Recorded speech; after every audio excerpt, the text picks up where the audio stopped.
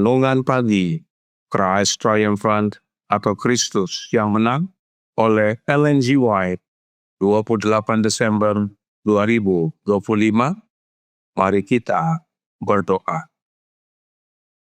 Bapa kami yang di sorga, Allah pencipta langit dan bumi, laut dan segala isinya, Allah yang maha besar, maha kuasa, sumber segalanya, yang kami sembah selalu melalui anak moyang tunggal, Yesus Kristus. Terpujilah Yesus, anak Allah yang maha tinggi, yang adalah saksi yang setia dan benar. Pada pagi hari ini kami bersyukur boleh bangun dan berbakti dan sebagaimana membaca dan mendengarkan nasihat firman-Mu, kiranya ini menjadi pembaharuan bagi kami semua, agar membuka hati kami kepada kehadiran Kristus. Beserta kami sepanjang perbaktian ini kehendak-Mu yang jadi, ampun kami akan dosa dan salah, karena kami berdoa hanya dalam nama anak Allah yang tunggal, Yesus Kristus, yang adalah Tuhan dan Juru Selamat kami. Amin. Renungan hari ini akan dibacakan oleh Ibu Anneke Regu. Kepada Ibu Anneke, kami persilahkan. Terima kasih. Selamat pagi bagi kita semua. Kita akan ikuti bacaan renungan pagi pada hari ini, tanggal 28 Desember 2025, dengan judul Kristus sedang mengetuk pintu hatimu, biarkan dia masuk. Ayat tema terdapat di dalam Ibrani 2 ayat 10. Sebab memang sesuai dengan keadaan Allah yang baginya dan olehnya segala sesuatu dijadikan, menyempurnakan Yesus yang memimpin mereka kepada keselamatan dengan penderitaan. Di antara umat Allah tidak boleh ada perselisihan, pertentangan, atau peperangan satu sama lain. Kekuatan kebenaran harus menjadi satu kesatuan dalam pertentangan mereka melawan kejahatan. Seluruh kekuatan umat Allah harus diarahkan melawan kekuatan musuh. Kehendak setiap anak Allah harus ditempatkan di pihak kehendak Allah. Upaya keras setan melawan kebaikan dan kebencian yang mengerikan dari para pengikutnya terhadap para pengikut Allah menunjukkan perlunya persatuan dan keharmonisan di antara kekuatan kebenaran. Pertarungan yang dahsyat ada di hadapan kita. Kita sedang mendekati pertempuran di hari besar Allah yang Maha Kuasa. Apa yang telah digenggam akan dilepaskan. Malaikat rahmat sedang melipat sayapnya, bersiap untuk turun dari takhta emas dan menyerahkan dunia ke dalam kendali setan. Raja yang telah mereka pilih, seorang pembunuh dan perusak sejak awal. Pemerintah dan penguasa bumi sedang memberontak dengan sengit terhadap Allah di surga. Mereka dipenuhi dengan kebencian terhadap semua orang yang melayaninya. Dan segera, sangat segera, akan terjadi pertempuran besar terakhir antara kebaikan dan kejahatan. Bumi akan menjadi medan perang, tempat pertarungan terakhir dan kemenangan akhir. Di sini, di mana setan telah begitu lama memimpin manusia melawan Allah, pemberontakan akan ditumpas selamanya. Kristus datang ke bumi ini dalam wujud manusia, agar dia dapat berdiri sebagai kapten keselamatan kita, agar kita tidak dikalahkan oleh kuasa setan. Dan ketika musuh tampaknya meraih kemenangan gemilang atas kebenaran, Allah telah bekerja dalam belas kasihan dan kuasa untuk menangkal rencana-rencana setan. Umat Allah harus memberikan kesaksian yang berani dan tegas tentang kebenaran, menyingkapkan tujuan-tujuan Allah melalui kesaksian, pena, dan suara. Ketika kita mempersembahkan diri kita kepada Kristus, Dia berbicara kepada hati, memenuhinya dengan roh-Nya.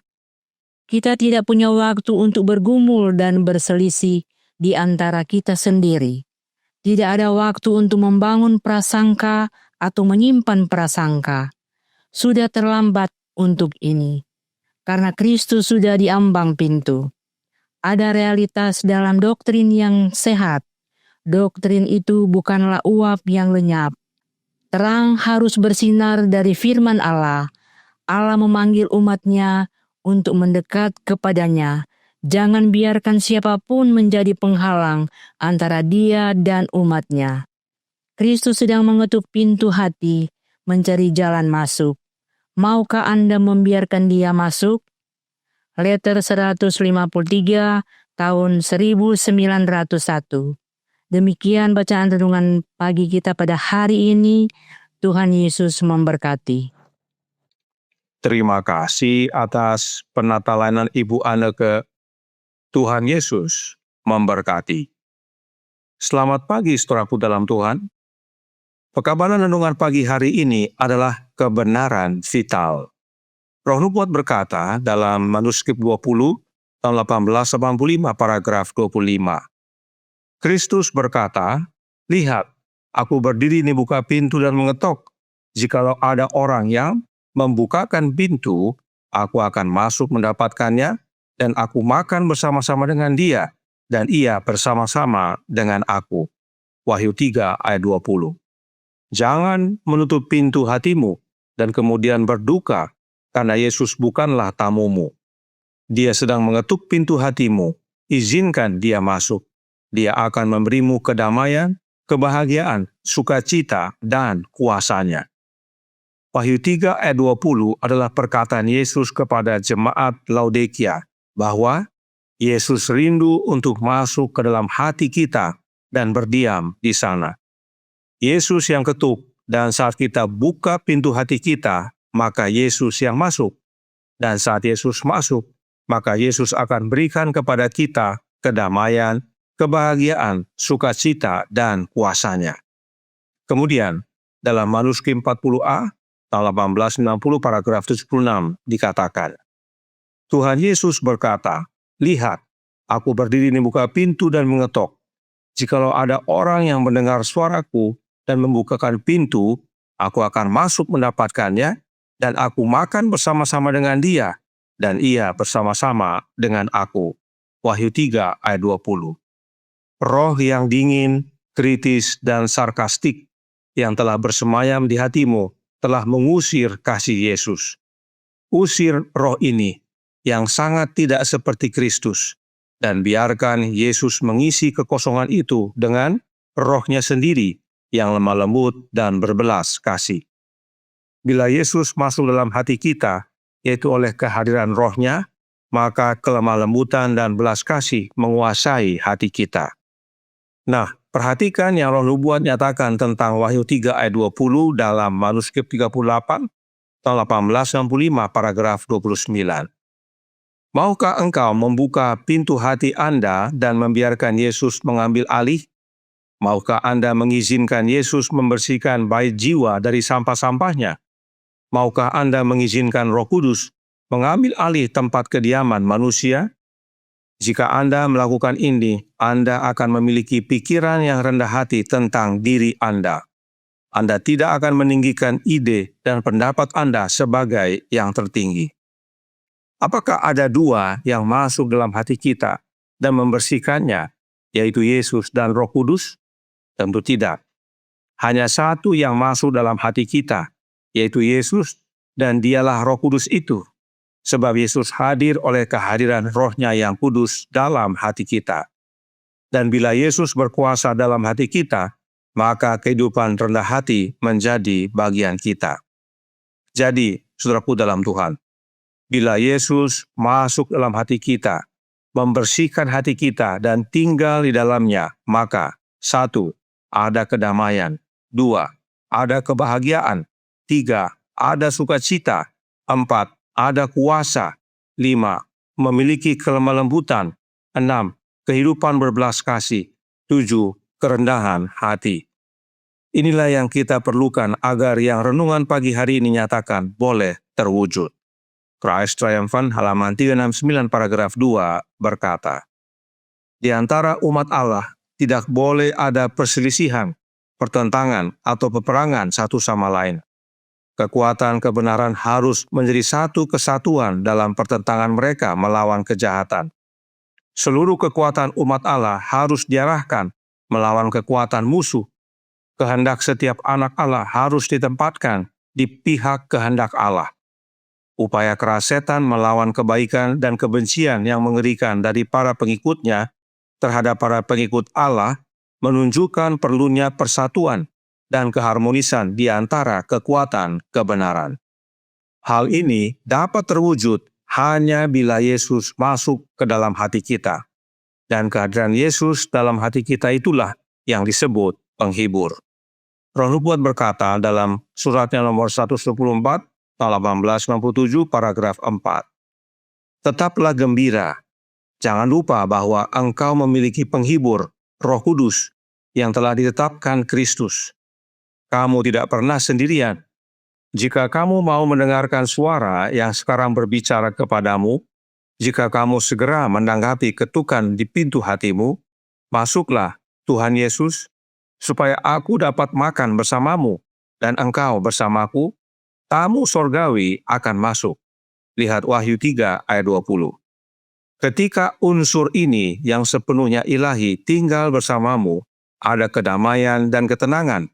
Itulah kerajaan sorga yang telah datang dekat kepadamu. Jelas sekali bahwa penghibur yang adalah Roh Kudus adalah Yesus Kristus itu sendiri.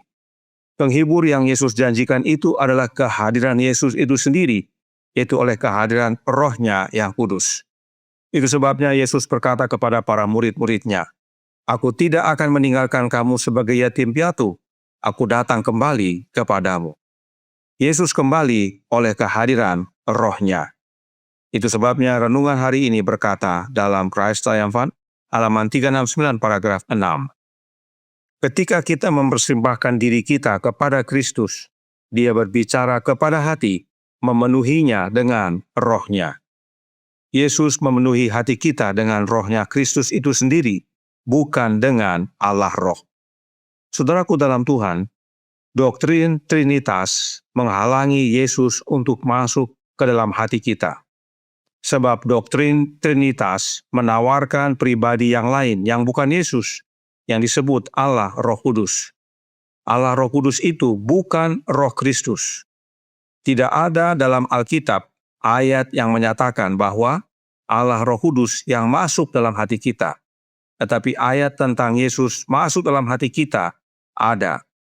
Tidak ada dalam tulisan Roh Nubuat yang menyatakan bahwa Allah Roh Kudus yang masuk ke dalam hati kita. Tetapi tulisan Roh Nubuat tentang Yesus masuk dalam hati kita ada.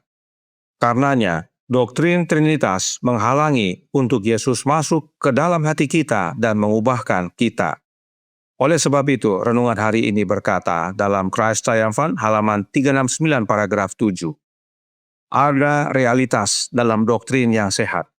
Doktrin itu bukanlah uap yang lenyap. Terang harus bersinar dari firman Allah. Allah memanggil umatnya untuk mendekat kepadanya. Jangan biarkan siapapun menjadi penghalang antara Dia dan umatnya. Kristus sedang mengetuk pintu hati, mencari jalan masuk. Maukah Anda membiarkan Dia masuk? Jangan biarkan Trinitas menghalangi Yesus dan kita. Kristus sedang mengetuk pintu hati kita. Izinkan Yesus masuk. Maka hidup kita menjadi baru. Bukan lagi aku yang hidup, tetapi Kristus yang hidup di dalam aku. Tuhan memberkati, saya bawa dalam nama Yesus. Amin. Mari kita berdoa. Bapa kami yang di sorga, Allah pencipta langit dan bumi, laut dan segala isinya, Allah yang maha besar, maha kuasa, sumber segalanya, yang kami sembah selalu melalui anak-Mu yang tunggal, Yesus Kristus. Terima kasih atas kebenaran vital pada pagi hari ini tentang Yesuslah yang mengetuk pintu hati kami, dan Yesuslah yang masuk bila mana kami buka pintu hati kami. Karenanya tolong kami ya Bapa, karuniakanlah roh anak-Mu dalam hidup ini, sebab Roh Kudus yang adalah Sang Penghibur adalah Roh-Nya Kristus.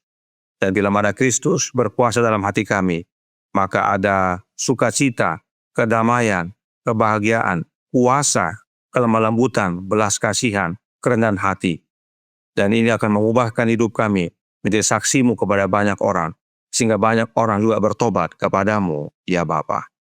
Beserta kami sepanjang hari ini kehendak-Mu yang jadi, ampun kami akan dosa dan salah, karena kami berdoa hanya dalam nama Anak Allah yang tunggal, Yesus Kristus, yang adalah Tuhan dan Juru Selamat kami. Amin.